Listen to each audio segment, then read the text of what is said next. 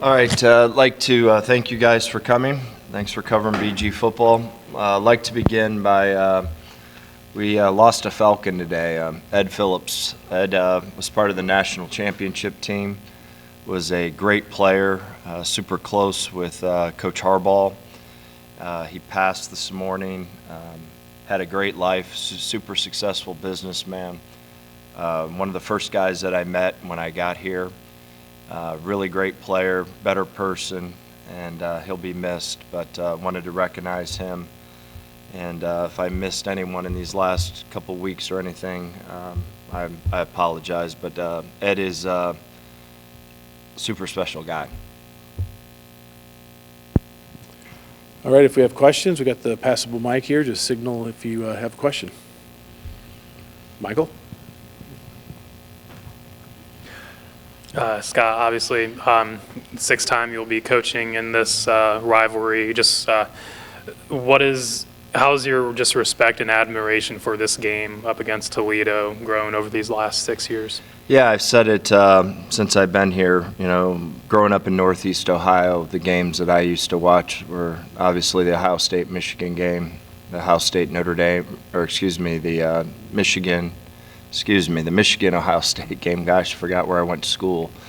The Notre Dame-Michigan game at the beginning of the year. Always watched and always went to the Kent-Akron game growing up, you know, so close to Akron U and Kent. And I always followed the Bowling Green Toledo game. And it's a honor to be a part of it. I think it's a great rivalry. I think both schools are passionate about their programs. It's 20 minutes up the road or down the road, however you look at it, you know, matters where you're at. But it's a great rivalry, and I think anytime that you're able to be a part of a rival game, it's special. I've been very blessed to be at some really, really good places and been a part of some great games. And the exciting thing about this game now is it was so lopsided here a few years ago. Now it's really turned into a really, really marquee, awesome game. 2 years up there was an unbelievable game. Last year here didn't go our way at the end, but that was an unbelievable game. So I think this has the making to be the same. I think this is going to be a great football game. I think both teams are very good. Ton of respect for them. And, you know, obviously we've got to have our best preparation, and we got to have a great week of practice, and we need to go out and play our very best football on Saturday to give ourselves a chance to win. And that's what you want in a rivalry game. I think they probably feel the same. Just looking at last year's game, you know, Harold Fannin had an outstanding first half, a couple touchdowns, a lot of receiving yards.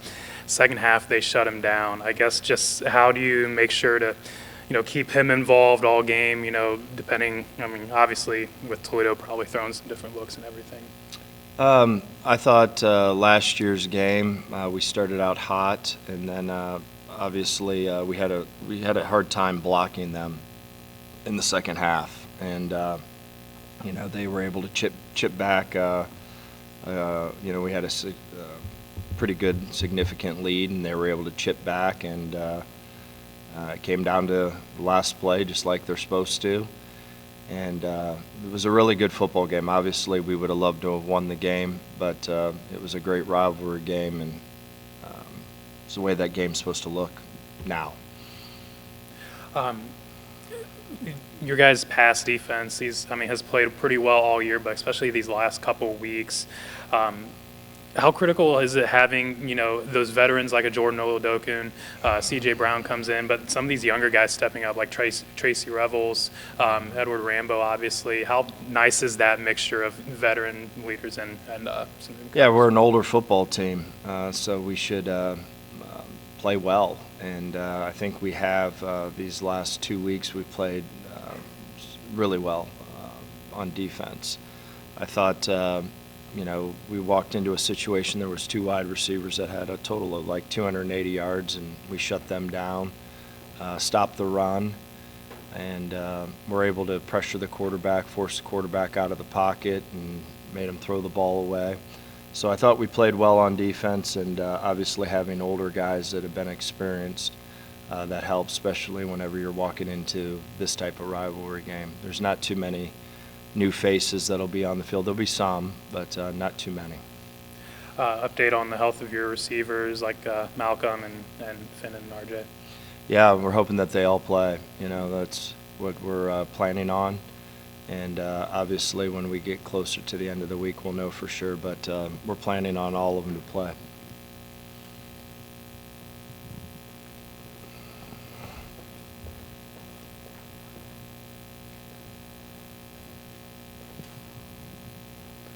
What are some of the strengths and biggest challenges that you think this year's Toledo team poses? Well, they're always good. Similar to the past, I think they run extremely well on defense. Very athletic in the back end. Linebackers are athletic. Always impressed with their defensive front. The two inside guys are big, powerful guys that can move, that causes challenges. They always have long, rangy guys on the edge. So, you know, defensively, whenever you flick on the tape, it's pretty similar to what it's been in the past. Offensively, again, I think both quarterbacks are very good. They both throw the ball well, and I think the backs are excellent.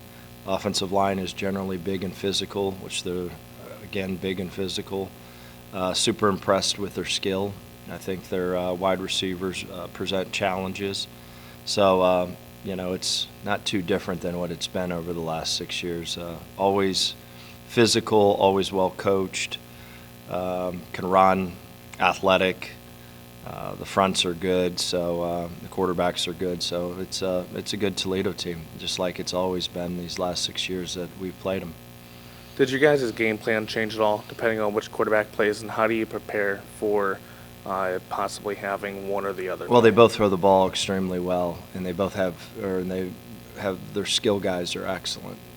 So, you know, to be able to stop the run and then control the explosion plays, because their wideouts, you know, they can create them pretty quick.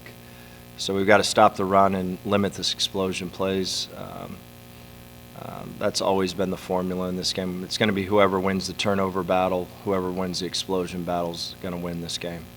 And then obviously you mentioned 2 years ago, big win at the Glass Bowl. You guys haven't won back-to-back games there since 1992, 1994, 30 years ago. How important for this program would having 2 wins in a row at Toledo be for you guys? I had no idea that, so that's an unbelievable stat. So I had no clue about that statistic. Really not focusing on that. Obviously, this is an important ball game. It's got huge ramifications for the Mid-American Conference run, and it's a rivalry game. So we're going to concentrate on having a great Monday, a great Tuesday, great Wednesday, great Thursday, Friday, and then go out there and let it rip, and we'll see what happens. How does it feel to have this game back on a Saturday as opposed to midweek? Oh, it's the best. I'm sure Jason would attest to this. I think this game should always be on a Saturday, and I would play it at noon. But 3:30 will work. But I think it's great. It's great for the Toledo community. It's great for the Bowling Green community. You're not fighting with a Tuesday or Wednesday worrying about work. I think the stadium, their stadium will be sold out. I know ours would be if it was down here. I think this is what a college football rivalry is supposed to look like. It's supposed to be on a Saturday. And I believe the next one's here, and then it's Maction. I'm not sure how they're doing it, but I know it's 2 Saturdays, home and away, and then a Maction. So I don't know how they're doing it, but to have it on a Saturday, I think, is excellent for everyone involved. And then the Zimmerly brothers are such a cool storyline. You got Kate on your end and then Grant on the other. Can you just talk about that storyline? No, they're great family, and both great kids. One chose one path, the other one chose another. Would love to be a fly on the wall on Thanksgiving to listen to those two battle it out and the trash talking that's taking place. But yeah, they're a great family, 2 good kids. One just chose one way and the other one chose the other. So they're great kids.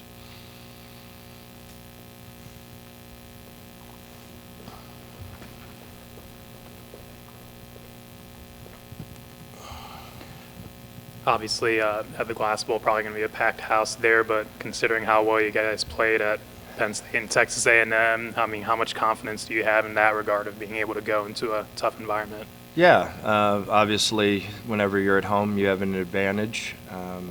But we got to just concentrate on doing our jobs. And I think our kids have played enough football in enough big environments that, just like I said, you notice it when you walk on the field for the first time. But as soon as that foot hits the ball, things change really quick. You block out the crowd, you block out the distractions, and concentrate on doing what you're supposed to do. So they played in big stadiums, we played in big stadiums. I think both teams will handle it quite well.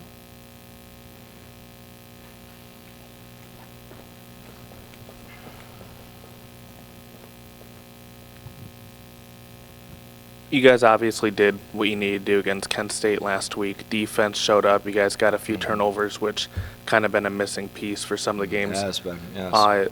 What's that momentum? How important is that momentum going into this week for you guys? Well, we hope it starts a wildfire, to be quite honest with you. We've done a great job protecting the ball and need to continue to do that. But we just haven't had the turnovers that we had last year.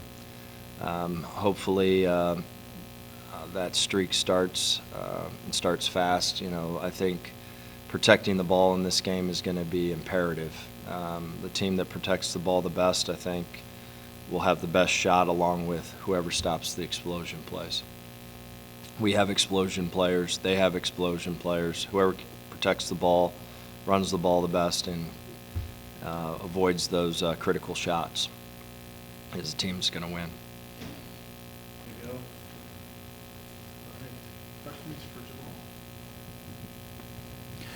Jamal, I think this is going to be the fourth time you've played in this rivalry against Toledo. How has your just level of respect and admiration, for this matchup grown in your time here at BG? Respect has gone very high for this team. They do very good things. So do we. So it's always a fun matchup every year. Looking forward to it on that calendar. Offensively, I mean, obviously Connor's playing at a really high level. Harold and everything, a couple injuries, but, what have you kind of seen from the offense, especially last week that can really help you out going into this game? We had some guys, like you said, with injuries, we had some young guys step up, so I think that was a huge positive. But getting guys back with those injuries, I think would be a good step in beating Toledo. So. The offensive line has had obviously ups and downs. There's been a couple injuries, but I think you guys are fully healthy this past week. How important just is that battle at the line of scrimmage, going to be? Toledo has some really good defensive linemen, obviously, but you guys obviously have some talent on the offensive line as well. Yeah, that's like our backbone of the offense, so I think they keep us going. They keep all the skill position going, so them being back, I think, is a big step. It's a big no. Obviously, playing at the Glass Bowl, you guys have played there before. Obviously, it's going to be probably a pretty hectic environment being on a Saturday, but considering how well you guys handled Penn State and Texas A&M, is that, how much confidence do you have, being able to walk into this stadium knowing that you guys have really played well, not only there, but at bigger stadiums? Yeah, I think it's, another regular game. It starts with practice, our confidence, but I think it's still like another game, just going out there, being confident and playing well on that stage. So BG's pass defense has really played well this year. There's a lot of veterans out there like Jordan Oladokun, obviously C.J. Brown came in, but guys like Tracy Revels, he stepped up, just a redshirt freshman, played well the other day. Edward Rambo had an interception. Can you just talk about just that balance in talent? You have your veterans leading the way, but you got some newcomers and younger guys that have really stepped up too. Yeah, like I said earlier, we had some past injuries, so younger guys, they're coming up and stepping up, and I think it's a good thing to see, them in practice, listening, taking notes, so it's a good thing to see the young guys stepping up. Is it tough to go against them, that secondary in practice? Yeah, for sure. They talk their stuff during practice and stuff, but it's always a battle between them, so it's fun.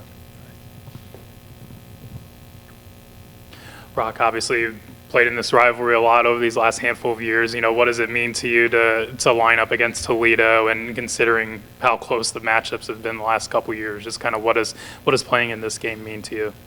Yeah, it's I mean, every season it seems like this game has been kind of at a pivotal point in our season. It's huge for us to go out there and win. This is a real rivalry, in my opinion, the best rivalry in the MAC. So I'm just excited to go out there and get to play in it one more time.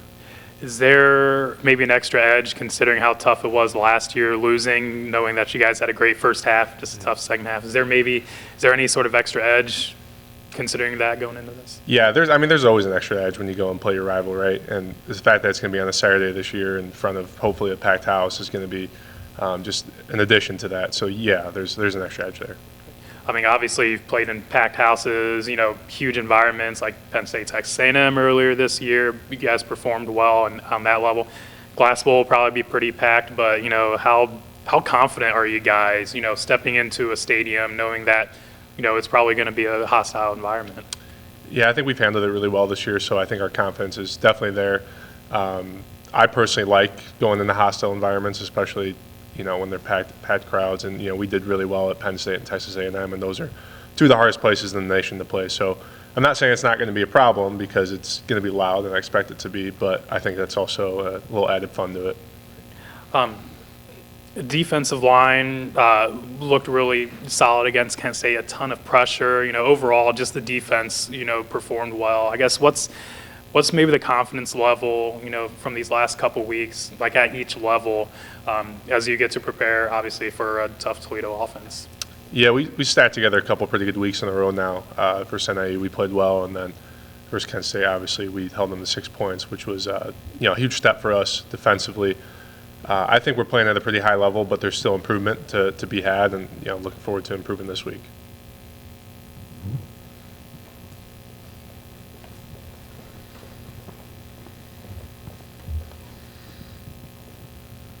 You mentioned, you talked about that Kent State game. You guys were able to force a few turnovers, which is something that seemed to have been missing most of the season. What was the difference between last week and the rest of the season, and how do you guys carry that over into this Toledo game?